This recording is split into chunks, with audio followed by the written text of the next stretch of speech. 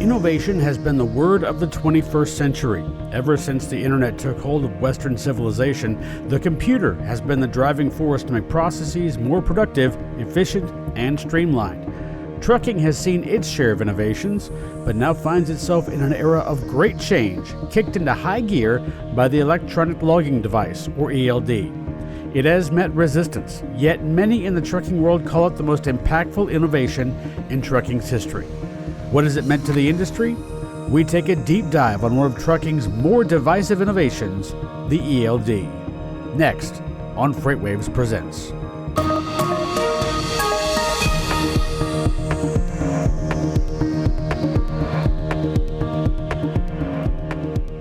Welcome to FreightWaves Presents. I'm Bill Priestley. You could argue that the electronic logging device has been, for all intents and purposes, the most overly awaited innovation in trucking's history. The invention was supposed to replace the paper log and launch the concept of trucking's self-managed logging system into the digital age. Yet the ELD has caused quite a few headaches in its short usage since the FMCSA started requiring it. Some ask if ELDs make trucking safer. Others ask if ELDs make trucking unnecessarily more complicated. To those questions, we hope to get some answers over the course of the next hour on how the ELD has changed trucking over its existence and what's in store for drivers when it comes to logging their time.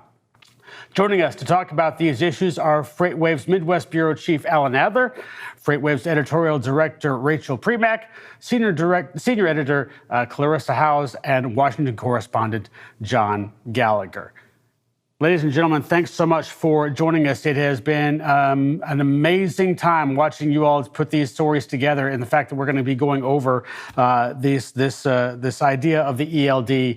And I just wanted to pose to you a question right off the top and give you each maybe 35, 40 seconds just to ask, what do you think the impact of the ELD has been in trucking? And we'll go ladies first. Rachel, why don't you sound off? Yeah, so I think absolutely the biggest impact for trucking with the ELD is just the amount of data that we now have on these drivers, what their lives look like, what their day-to-day looks like. The other side of this is certainly the labor aspect. I think that many long-term drivers who have been in this industry and have used the ELD mandate, have used these devices, it's not something that they really like. It's not something they really enjoy. And it does seem that it has pushed out many people from this industry who were previously involved and have overall kind of really affected their quality of life. Mm-hmm. Clarissa, what do you think has been the major impact of the ELD so far? Sure. Well, the impact has been that a lot of older drivers, some owner-operators, decided to exit the industry. Some of our most experienced drivers decided to exit the industry when it came down to the wire that enforcement was going to begin with the ELDs. But then it came where new technology was in place supposed to replace these paper logs, and so it gave new opportunities for these tech companies to provide services, and also for it was intended to improve safety and to accurately log the number of hours that drivers were to drive each week, each day and each. Yeah, and that's obviously been the problem that is presented as well for some people that may like to change those hours just a little bit. We'll get into that in just a bit. John, covering this story from a Washington perspective, obviously there's a lot's been going on with this. How have you seen the ELD impact life in trucking? Well, I would say from an FMCSA standpoint, they put this rule together and spent a lot of work on it. So I would say, and they've also come up with some stats showing that the ELDs have actually, improved safety. There is one stat that they put out just recently saying that since April 1st of 2018, when enforcement actually began for most of the drivers and the carriers, 0.77% of all the driver inspections cited at least 1 hours of service violation. And so that came down. So that is down from 1.19%. That was the case in December of 2017, which was months before the enforcement actually was put in place. So they would say that it's just from an enforcement perspective of the hours of service rules. It's had a big impact. Now, the other impact would be it's also gendered a lot of confusion in the industry. But I guess we'll get into that a little bit later. Yeah, we definitely will there. Alan, what do you see as the major impact of the ELD and its short life here so far in trucking? Well, I think as you look forward, we spend a lot of time writing about autonomous vehicles and what it'll mean when we take the driver out of the cab. And I think that the going in assumption is, well, you won't need an ELD because you don't have a human driver. And, these trucks will be able to go 18 or 20 hours a day, which means they don't really they're not affected by hours of service regulations. However, one of the things that we did discover in doing some reporting is that even though you have sort of a hub-to-hub approach with autonomous trucks, the drivers on either end of those, the ones bringing the load to the transfer point and picking it up, are certainly subject to ELD regulations, and that's going to remain. Now, the question is going to be, is it going to be something like we saw with one of the first and only exemptions that the FMCSA ever granted, which was to the motion picture industry, when they said, well, we can't figure out how to do this because our guys are driving different trucks multiple times a day. And since there's no wearable technology, we don't really know how to do this. So, kind of an interesting outcome there. Yeah, it's definitely going to be something to watch for in the course of the next few years as well. We'll get to autonomous trucking here in a bit. You all have put together 4 great stories that are coming out this week. Rachel gets a chance to set the table here in terms of, and I don't want to go into the complete history of what we've got going on here, but basically to bring together a couple of different things. Number one, you had hours of service regulations that were put together by the U.S. government back in the 1930s. You have other regulations that are coming in the 20-teens. And I just kind of want to start, and Rachel, maybe set the table here for us. Is the ELD basically, and this is my own opinion, kind of a 21st century solution to a 20th century problem, and we're having trouble getting used to it? Yeah, that's a really good way of putting it. So as you mentioned, since the beginning of trucking in the 20th century, we haven't really figured out what to do with the idea of exhausted truck drivers on the road. It's a job that from the outset has rewarded miles driven rather than hours working above all. So that's just the way that truck driver pay works. You're paid per mile, you're not paid per hour. So that means that drivers are incentivized to work and drive for as long as possible. The problem is that the way that the trucking industry works is that it's not going to a factory job or going to an office job. You're not in a controlled environment. You're out on the highway. You're out working with customers in warehouses and factories. So you could be stopped for hours in traffic. And yeah, you are technically working, but you're not getting paid because you're just inching along, going a few miles every hour. So it's really, we need to kind of drill into the real issue here, which is how drivers are paid rather than just looking at, okay, we know we have this issue of tired drivers. Let's just try to limit how many hours that they're working. I think that's a good start.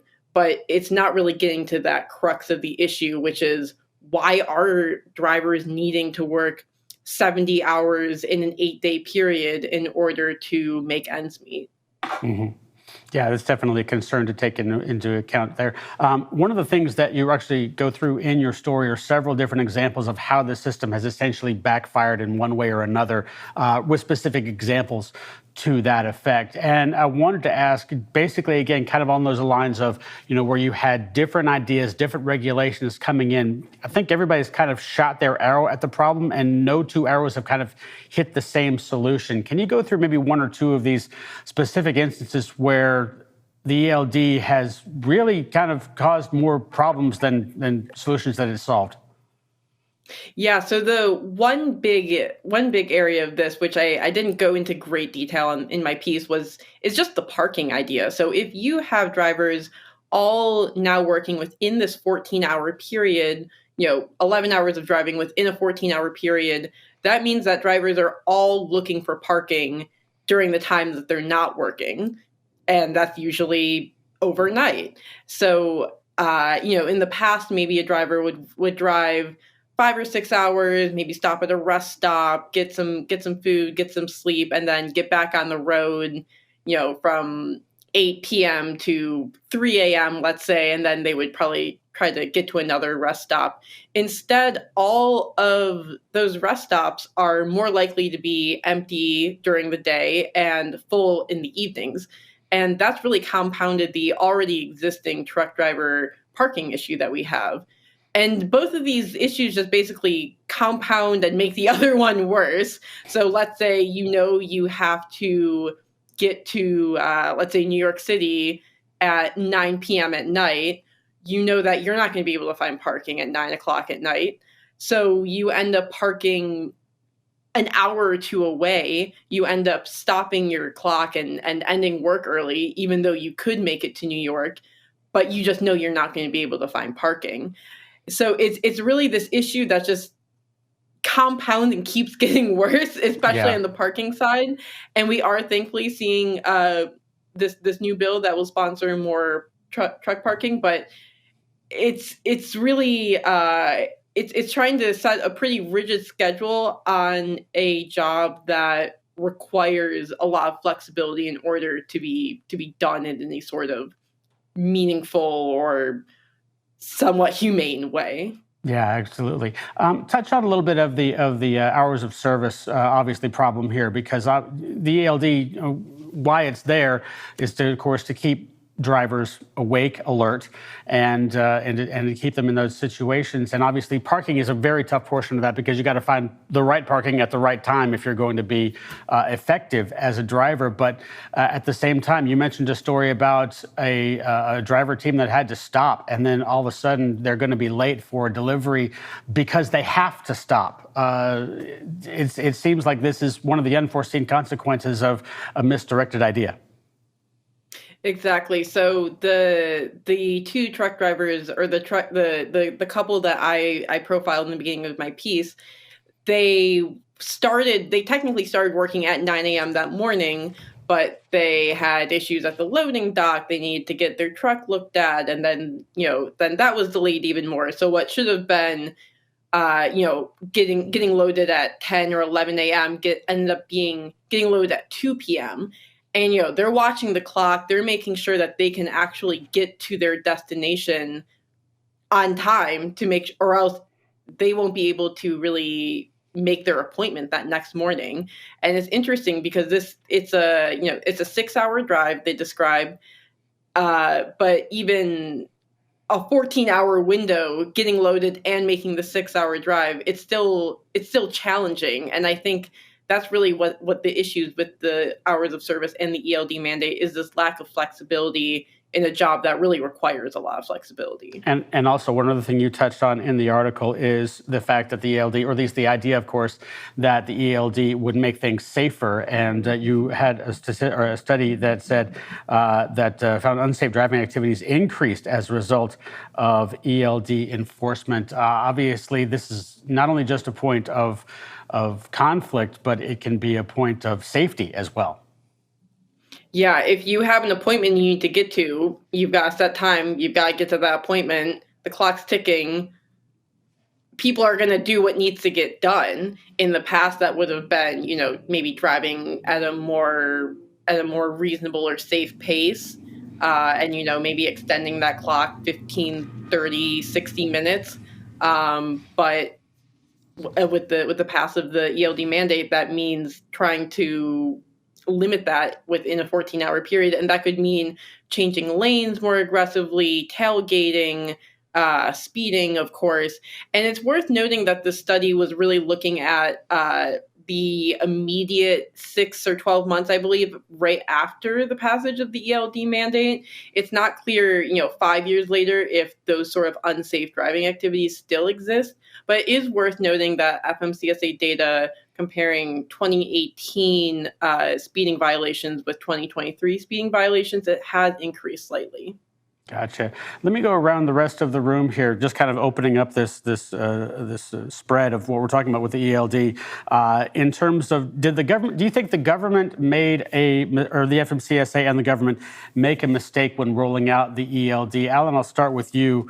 In terms of, I mean, obviously a lot of time, a lot of thought was put into this, and then all of a sudden, it's not working out as well. Did they make a mistake? Could they have done this better? Remember when I was covering some of this previous employer, that there was a term that was thrown around called racing the clock. And I think Rachel alluded to it. And I think that's one of the things that that drivers did do, is that they would, calculate how much they needed, how do they, stay within hours of service, but they just, they're trying to beat the clock, and they'll do pretty much anything you need to do, because if you miss your window for delivery, let's say at a Walmart or something like that, you're going to wait a day. They'll turn you away. They won't even let you unload late. So I think the pressure that it put on the drivers from the get-go did something that Clarissa alluded to, which is push a lot of drivers out who said, I don't need this in my life. I'm out of here. And I think that exacerbated, the driver shortage as well. So, so many unpredictable parts of trucking. This one was one that just, I think, became a pain in the side, to put it nicely. So let me ask you the same question there. Did the FMCSA and the government make a mistake in terms of how they laid this out? Clarissa? Oh, Sorry. yes. Well, I'm sorry. Yes, I think in some ways there was, I don't think it was handled as well as it could have been. There was a lot of confusion, a lot of people thinking that they were exempt from having to have an ELD, and a lot of concerns there. But once it was done and it had passed, it was like, okay, now we have to figure out a way to implement this. And so, I know that a story that I wrote prior to the soft deadline in December of 2017, there was still a million. They averaged 1 million truck drivers that still had found an ELD device. And so they were waiting until the April 1st, the day prior to the April 1st, 2018 hard enforcement deadline, where they could be potentially put out of service for not having an ELD in their cab. So, they waited, some waited until the last minute and had problems. The customer service support for some of these early providers crashed.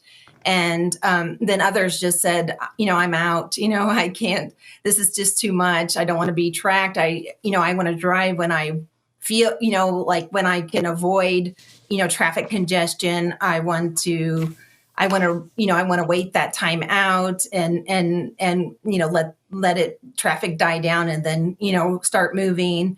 And, it just wasn't handled as well. And I think things weren't taken into consideration about, needing a little bit more flexibility in how they operate, their trucks and schedule their hours. Yeah. John, real quick, do you concur? But I'll also say, I agree with what Clarissa was saying, but it is a big road. It's applying to a big regulation, the hours of service regulation. So in a way, it's sort of not a surprise really that it didn't roll out real smooth. So because there's just because of the issues that everyone brought up about how it applies to, there's exemptions in there and there's not, and does it, there's a question in the new announced proposed rule about whether it should apply to pre-2000 engines. So yeah, it didn't roll out smooth, but then in a way you could say it's not that surprising, I guess. Yeah. So let's move on to Clarissa, and with your article that you wrote about is the FMCSA self-certification system flawed. Obviously, you're also talking about at certain points ways to get around the regulations. If people don't like them, they're tending to look for another way around that particular thing there. So as you look at it in terms of obviously there's a mandate. You've got to deal with it here. What's been the response in terms of, hey, I really don't want to play along and I'd like to do something else? Yes, there have been a lot of concerns. Some legal ELD providers that want to legally track the number of hours that a driver can operate his truck per day and per week, say that they can't compete with some what they called illegal ELD providers that have found ways to skirt and circumvent the drive time, and they call it like a ghost, kind of a ghost co-driver where, I interviewed a source and they agreed to video, like them showing how it worked. And it was like, okay, they were out of hours. The driver couldn't go any further. He had 12 hours, before he was scheduled to have a 34-hour restart. And so within a call, to the ELD provider, he got a notification from his device that the ELD provider was taking over and that they were going to log him out. And then, they worked in, and then, notified him, called him to notify him when he could log back in. And then, a few tweaks of the thing, and he had 12 hours, like more hours to drive that day. And then plus he had like 68 more hours, before he needed to do a 34-hour reset, which is really dangerous when you consider, these, how some are kind of forced to drive. Their companies are forcing them, to continue driving past their hours. And, they don't want, they want to operate legally, but, the company is making the decisions for them. And so, it's kind of a hard spot. And this self-certification process, it's like, FMCSA, shut down, revoked 2 of these owned by the same provider in January. And, I heard from a source that he's already switching, he's already self-certified another device and switching his customers over to this third device now. And so it seems like when FNCSA does get involved and is investigating these, it's like too late. They've already been notified that, hey, we're looking into some things with your, and they're already setting up new services and moving, scheduling their, their customers to a new platform. So it's really a tough spot for FMCSA to be in. But, the providers that are trying to operate legally say, like carriers are willing to spend hundreds of dollars to have this back access, to manipulate the hours while, we'll pay hundreds per truck per month to have this available to them while, they are providing the devices and, like a $30, monthly fee to have this, to provide this service. But, they're not promised, that they're not going to cheat on the hours. So, they aren't given the same, treatment, they feel like. Yeah, not to put too fine a point on it, but it also seems like way back in the day, if you're of a certain age, you remember people stealing cable. And it was just if you could outsmart the box, then all of a sudden you could get what you wanted. Is that kind of where we are right now? We're in this kind of infancy portion where the security around the system is certainly not nearly as good. Yes, I would agree.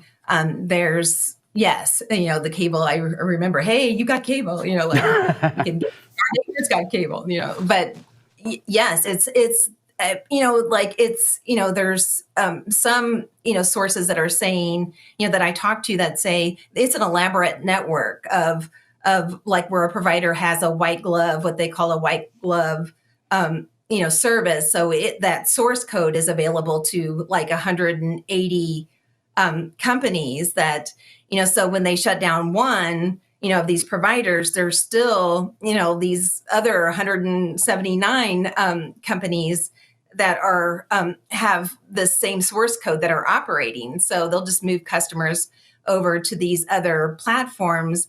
But and so if you're wanting to do it the legal way, it takes time to, if you know your ELD device is not going to comply with the FMCSA guidelines, then some of them have self-revoked and worked on the device, or just said, hey, we just can't figure this out, we're going to step aside.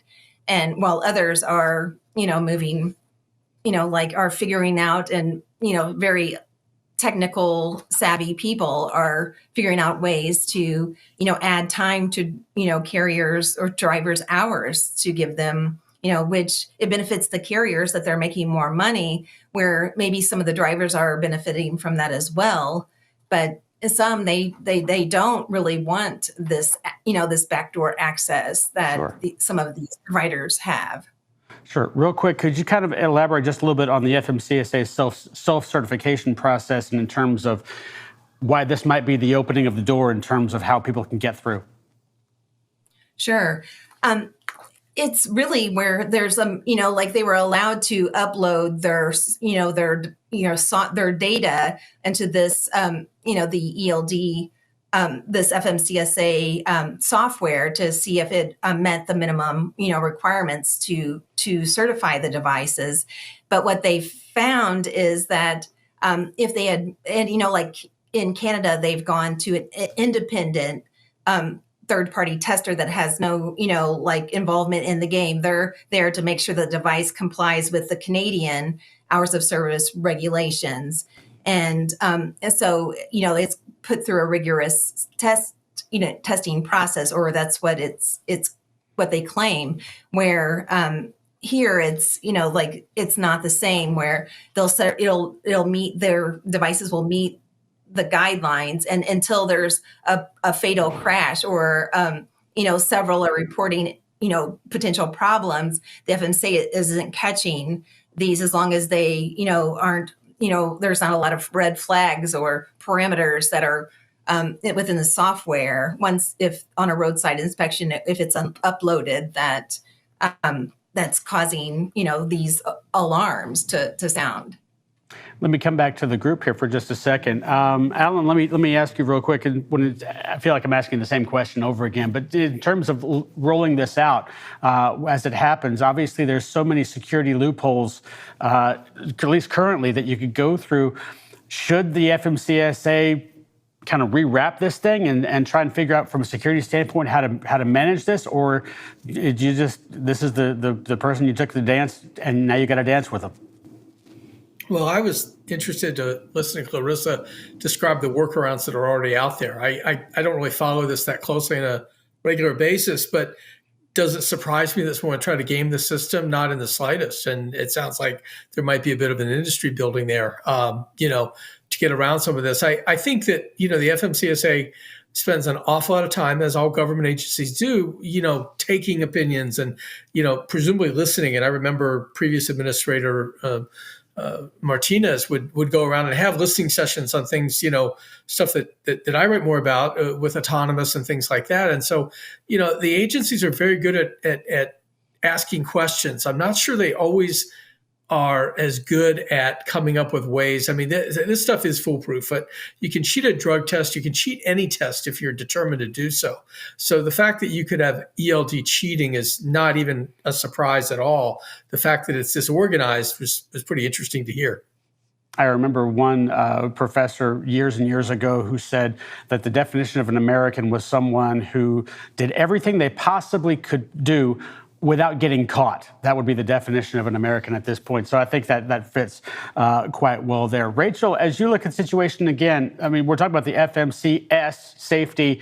Obviously, when you can put more hours on an ELD, you're putting safety on the line there as well. Should we have kind of wrapped this back up and thrown it back out there where it was more, quote unquote, foolproof? It's hard to say, because I think we can all agree that we don't want truck drivers to be working more. We don't want anyone who has such an impact on highway safety to be working more than 14 hours a day. True. So to say, okay, let's just get rid of hours of service rules, let's just get rid of ELD rules, that doesn't really seem like the solution either. But it is an interesting question because there are all these issues with ELDs and, the hours of service laws that they enforce. It is worth asking, should we just get rid of this altogether? For me, I don't know if that's the best solution, because I think you would even see drivers get taken of advantage even more. I think the question isn't so much how do we expand the truck driver's working day to 24 hours a day, 7 days a week for 365 days a year. The question is, how do we actually make sure this day can be compressed? How do we make sure that drivers can be loaded and unloaded more quickly at these warehouses and that they can find parking with some ease? Some people would even ask, how do we make sure that drivers don't need to be parking and away from home for weeks at a time? How do we design routes that ensure that drivers can be home more often? It's trying to redesign. The reason that this is such a hard issue to solve, and that we haven't solved it for 100 years since truck drivers became, started becoming a thing, is that it's a really hard issue to solve. It would really require one to address the entire supply chain, essentially. And in the last few decades, this is a supply chain that's depended on, even faster movements, low inventory, just-in-time sort of deliveries. So it doesn't surprise me that we haven't found a way to solve this, because it would really require a whole upheaval of our modern economy. That's a great point there. And let's move on to John's article in terms of, can the FMCSA improve regulations? And John, you brought up a number of different topics here. Specifically, FMCSA is considering changes in 5 areas. You already mentioned, of course, applicability to pre-2000 engines, addressing ELD malfunctions, the process for removing ELDs from the agency certification list, technical specifications, and ELD certification. Obviously, there are a lot of areas to look at right now. What jumps out of these 5?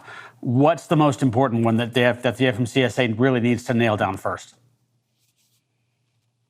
I thought, and I mentioned it earlier, I thought maybe that the applicability to the pre-2000 engines seemed to be sort of a major one. The current rule basically says that the trucks that are pre-2000, a lot of those trucks are what are called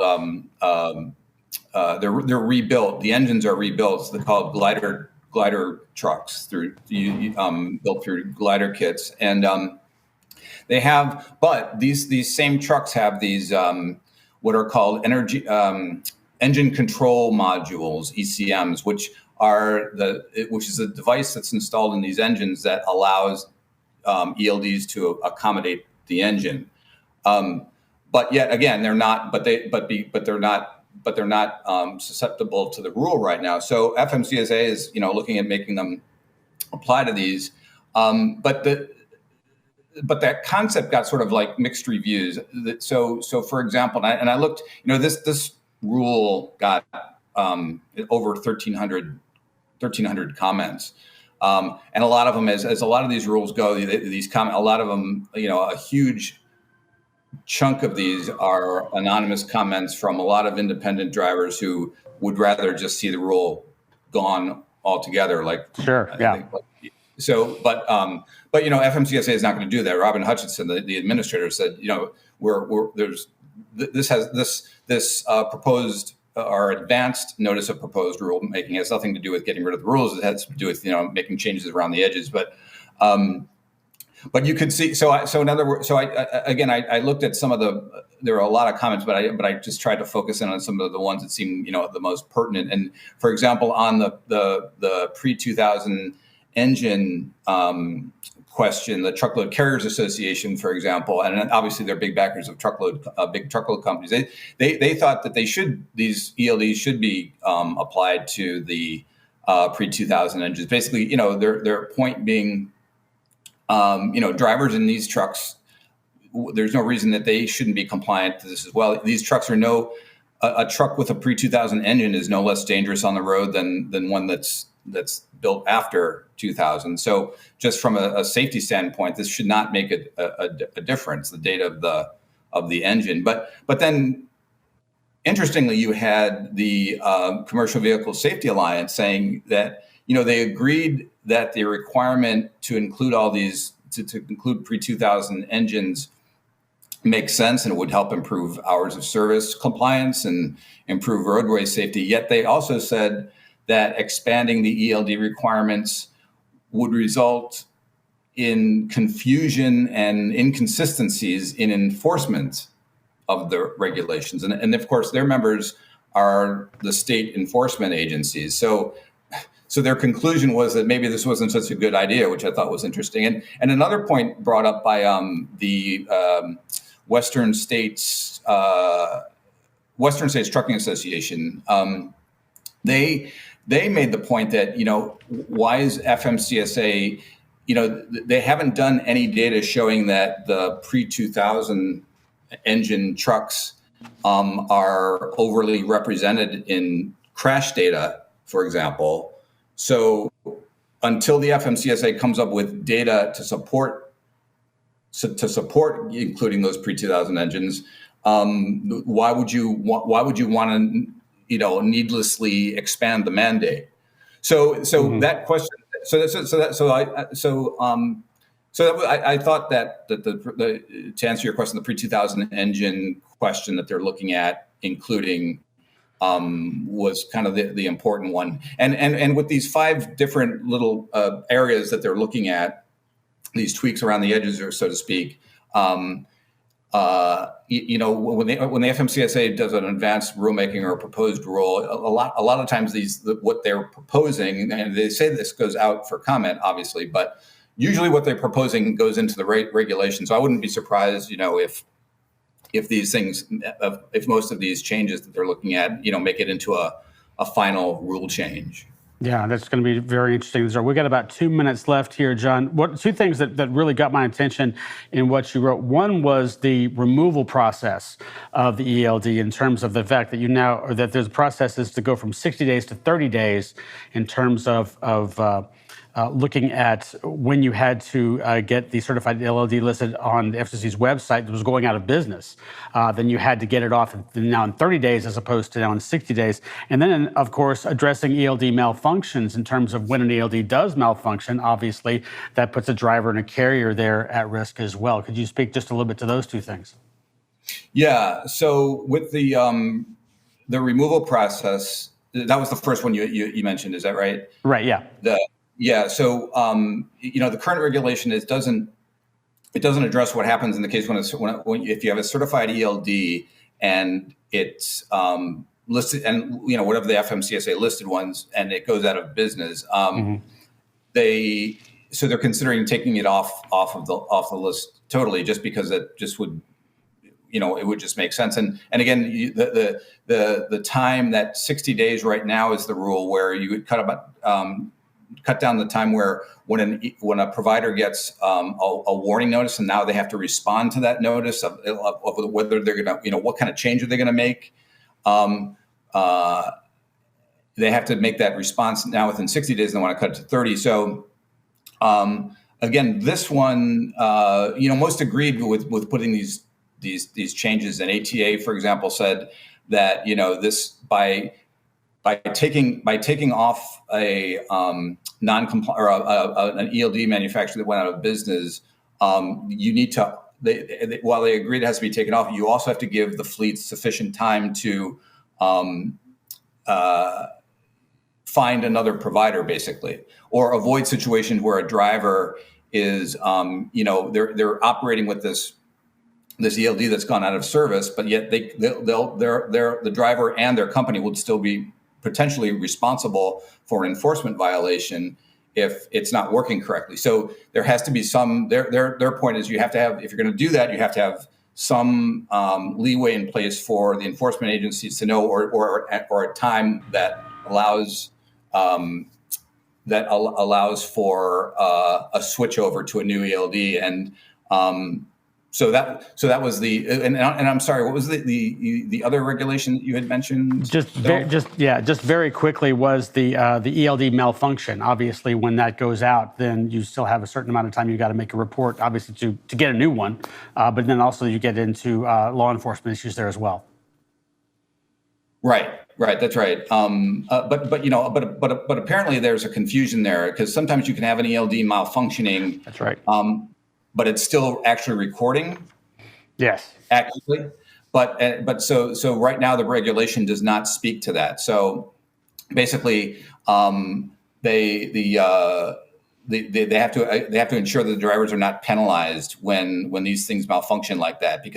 But again, what the FMCSA is thinking of doing is just making it more explicit. Like, what do you actually do? What should the driver do when the ELD malfunctions?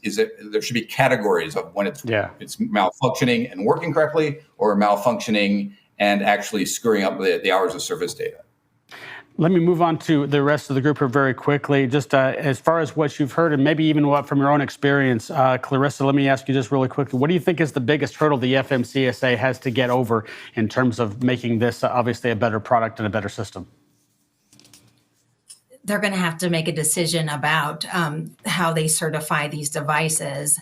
And right now, with the ones that want to cheat, on these things, when they're told that a provider is under has been revoked, and they're having to seek a new, or they're going to have to, update and operate on paper logs until these fixes are made.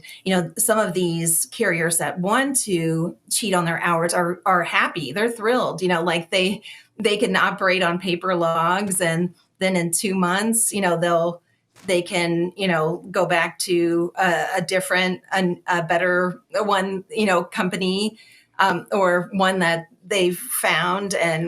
And so, they're not mad about FMCSA revoking some of these companies, because they want to work on paper logs and until they can switch over. So it's kind of a free period, is what one source said. Sure, yeah. So Rachel, real quick, same question to you. What's the one biggest hurdle that the FMCSA has to get over? I think it's not a hurdle exactly, but I believe that they should prioritize collecting this data more, because right now this data seems to all be held by private companies, software companies, tech companies, who can use this data for their own benefits.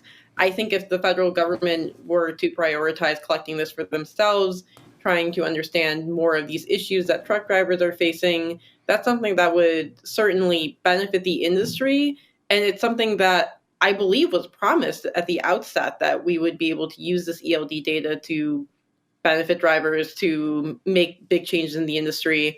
And we currently aren't doing that. Yeah. All right. So let's move on here to Alan, and Alan gets the future of what's going to happen with the ELD. Specifically, obviously, if we go towards an autonomous station or autonomous state, do autonomous trucks need ELDs, Alan? Yes. So let me explain. It's on the one hand, on the other hand, no, if you're talking about what is likely to be the first sort of iteration of autonomous trucking, I'm talking long haul heavy duty trucks here, hub to hub, meaning that you have a transfer point where a truck is driven by a human driver to this transfer point. The load is switched to an autonomous truck. The autonomous truck then goes on the highway, the route. It might be 200 miles, it might be 600 miles, whatever it ends up being. It won't be 600 in the beginning, I don't think. But the idea is that that truck then running autonomously probably does not need an ELD. And it's not just me saying that, because the Department of Transportation said it back in 2019, that if you had a level 4, a high autonomy truck, or level 5, which we're so far away from that, I don't think we'll have an opportunity to talk a lot about it, which that would be a truck that essentially thinks for itself. I feel like, when you get that truck, those two type of trucks to the other end of their route or to the next hub, then you're also talking about human drivers again. So what we're dealing with is a state where you wouldn't need hours of service, and you wouldn't need ELDs, and you wouldn't need drug testing or any of the other rules that are in the regulations, because these trucks don't have a human driver in them. They don't get tired. They don't get distracted. And essentially, other than maintenance and fueling, there's not a lot of reason for them to stop. So that's one piece of it. The other piece, though, is more fraught, because that's really at the other end, either the beginning, the first mile, or the last mile, which does have to be driven by a human.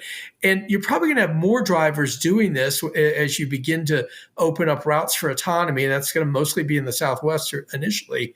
But you're going to need more drivers to take these loads, because they're going to be running. They're not going to run 24 hours a day, Bill, but they're going to run 18 hours a day.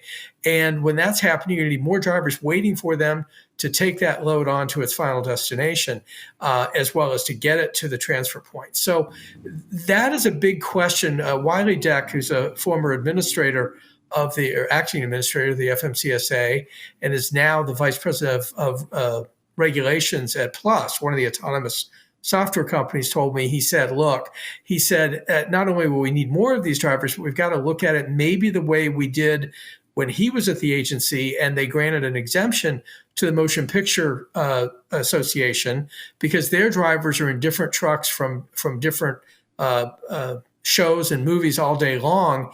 And you don't have a wearable device that is going to let you track how much driving you've done.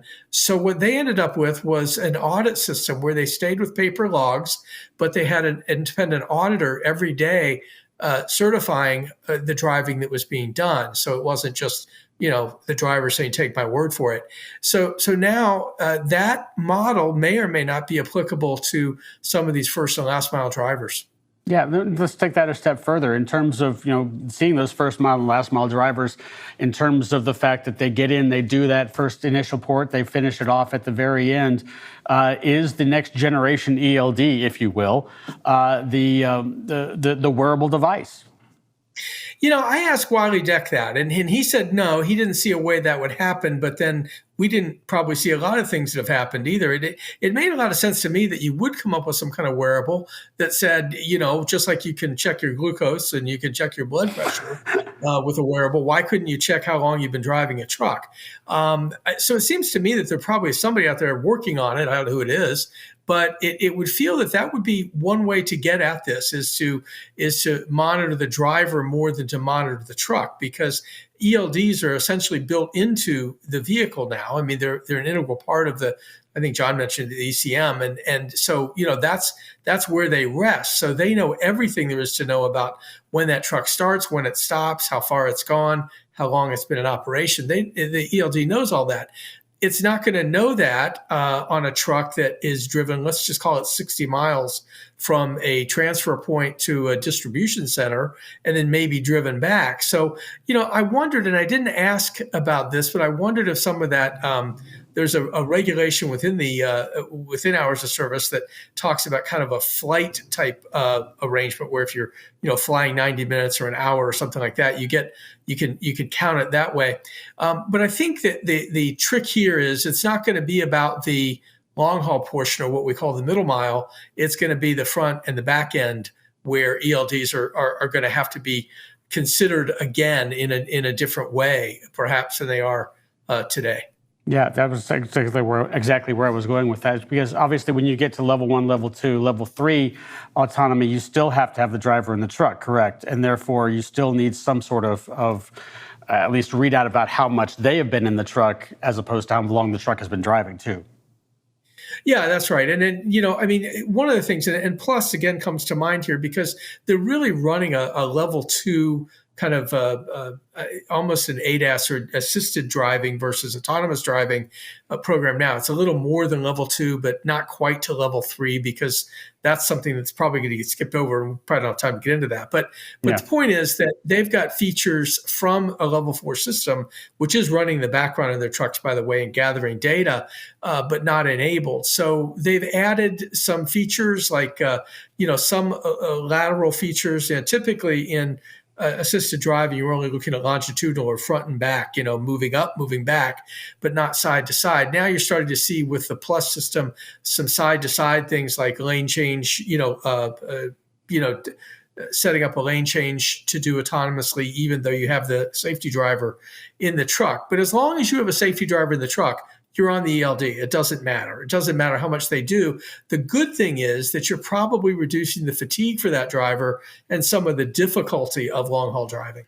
Gotcha. Well, let me pull it back out. I'm going to ask you this question first to kind of set the table for it there. But obviously, with everything headed toward, at least certainly in long haul trucking, towards autonomy in terms of how things are working and from a technological standpoint, and certainly there are major companies that are headed in that direction. Does the ELD have a shelf life? I mean, is it going to be no more at a certain point? Alan, I'll start with you and we'll go around the horn. No, it's not going away because just like when we talk about autonomous trucks, I mean, we're probably talking, any number of years before we even get, the beginning of routes. So, if you've got 3.5 million trucks on the road, whatever the current number is, you're not going to have 100% autonomy probably forever. But you will see more of it coming into the middle mile. When I say the middle mile, I mean even short haul, like a Gaddick does and things like that. So now those trucks, if they don't have anybody, physically driving them, they could get a higher percentage of non-ELD need than perhaps long haul trucks could, at least right away. But we're not going to ever be done with monitoring of hours of service as long as there are trucks that have human drivers in them. John, if we're not done with that, then obviously we're going to keep having regulations, correct? Do you see this? Do you see the ELD having an extremely long shelf life? As long as you're going to have hours of service, you're going to have ELDs kind of paired with it. And to take, there would be the safety groups, and they get a lot of comments at FMCSA from the trucking lobbies are huge, and they've got a lot of clout in Washington, but the safety lobbies have a lot of clout too. So that you would see a lot of pushback if there was any attempt to try to take ELDs away from that, pairing up with hours of service. So I mean, I would agree with Alan on that. Gotcha. Clarissa, same question to you.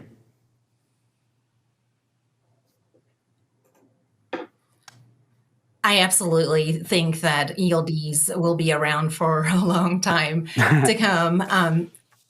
Going forward, there may be, different tweaks to the system to monitor driving time. But I definitely think going forward that ELDs, we'll see them around as long as drivers and autonomous trucks are on the road. Yeah. Rachel, I'll give you the cleanup position here. What do you see as far as the shelf life? Obviously, if it stays on the road, it means we're not ripping up the system. Yeah, I agree with my colleagues here. If HOS is around, ELDs are going to be around. I am very disturbed by Alan's prediction around wearables. I could certainly see that becoming a thing for sure. It makes a lot of sense. We already have in the US, inward-facing cameras to track what a truck driver is doing. And I think the way that you can kind of excuse wearables is saying, oh, we can use this to get out of or exonerate innocent drivers in the case of a nuclear verdict or some sort of lawsuit. But I would not be shocked by wearables. And Alan, I've heard it here first. It is disturbing, but I can say we've heard it here first. We'll do another FreightWaves Presents on that in the next millennia or so when that comes about there as well. All right, let's start to wrap things up here. I've got a closing question for the entire group for you there. So obviously we've talked about how the ELD came about, and obviously what the problems are with it, the ways that people are getting around it, the ramifications that both the FMCSA is trying to do to remedy the situation, and also what we can see in the future with autonomy. That being said, what do you think will be the impact of the ELD in the future? And more specifically, will it be less invasive than what we have now? And let's just go in the order of what we did. Rachel? It's hard for me to picture the idea of this sort of worker surveillance becoming less invasive, especially as we are seeing it becoming more and more common, not just within truck drivers, but within all kinds of workers. It's becoming more and more common for white collar workers, for example, to have surveillance software on their work computers to ensure that they're still working throughout the day, even amid this current work from home environment. So it's hard for me to picture a world in which this technology gets scaled back. I think maybe the best sort of progress from here going forward is trying to assess how we use this data and how much of it is collected and how it's used. Gotcha. Clarissa, what do you think? Will it be less invasive or more so, or how will it impact trucking here in the next decades or so? I don't think it's going to be less invasive. I think that going forward, I do, in coming from, talking to truck drivers over 15 years, is they want more flexibility in how they use, their hours, but and wish the FMCSA would, hear their concerns. And, Rachel, as you mentioned in our piece, that, carriers are leaving ahead of time with plenty of time, but then all these hurdles, make them unable, to do their jobs. But yet they have a certain time. They have a 14-hour clock and 11-hour drive time. So, going forward, I wish FMCSA would monitor these and take them into consideration. Absolutely. Yeah. John, what do you think? What's the impact going to be, and do you think it's going to be less or more invasive down the road? I agree that it's not going to be less invasive, but I would point out there that there is probably one thing when you have all this monitoring, this overlap of monitoring by these ELDs. The issue of truck driver coercion was kind of written into the ELD law of truck drivers being able to have some kind of option if they feel that they've been coerced into driving past their fatigue time through the carrier's use of the ELD data to coerce them into this. So that's going to be whether it's more if it is become more intrusive, the whole coercion factor is going to be written into the ELD factor. So that's going to be something that FMCSA is going to try to have oversight on and continue as these, if they do stay as intrusive as they have been, or even get more intrusive. Gotcha. Alan, you're batting cleanup here. What do you think? And there's one thing that I've been seeing more and more of recently at the manufacturer end, and that is the integration of a lot of the technology, whether it's monitoring technology like an ELD or some other things. Remember, the manufacturers are gathering lots of data on their engines and things like that already. And now the company that comes to mind, of course, is Platform Science, which is sort of taking all of these apps and everything that's going on in a truck and putting them in one place. So I don't think it goes to invasiveness, but I think it goes to the visibility of the invasiveness, if you will. As you get more of this stuff into one place, into one system, maybe it becomes a little less obviously intrusive rather than just intrusive, because I'm staring at an ELD, for example. Yeah, it's definitely going to be quite interesting there as well. One thing, really quickly from all four of you, Rachel, one thing you would change about the ELD right now, very quickly. Right now, I would say try to figure out who can use this data and, who can use this data? Where is it going? Okay. Who's benefiting from it? Clarissa? Solutions to address some of the backdoor issues with the self-certification process that the FMCSA has in place currently. John? I guess have them applied to pre-2000 engines. Okay. And Alan? I would say that the FMCSA needs to take a more broad look at who they do grant exemptions to. There are some businesses that clearly need an exemption and aren't getting it. Yeah. Absolutely. Thanks so much for joining us there. Of course, Alan Adler, Clarissa Hawes, John Gallagher, and of course, Rachel Premack. Thanks so much for joining us. Well, if you're in trucking, you know the impact the ELD has had on the industry, both positive and negative. Some sing the praises of its developments and deployment, while others bemoan its regulatory stature. Said one commenter on an FMCSA petition, "For the love of God, please leave us alone." While the growing pains of progress always seem to push on, the pushback date in this case of the ELD seems to have subsided, at least in the will of innovation. Whether it stays there, of course, will be a matter of time. That's going to do it for this first edition of FreightWaves Presents. I'd like to thank our panel for joining us, and you can check out their stories related to the development of an implementation of the ELD all this week on FreightWaves.com. Thanks so much for joining us. My name is Bill Priestley, and we'll see you next time on the next FreightWaves Presents.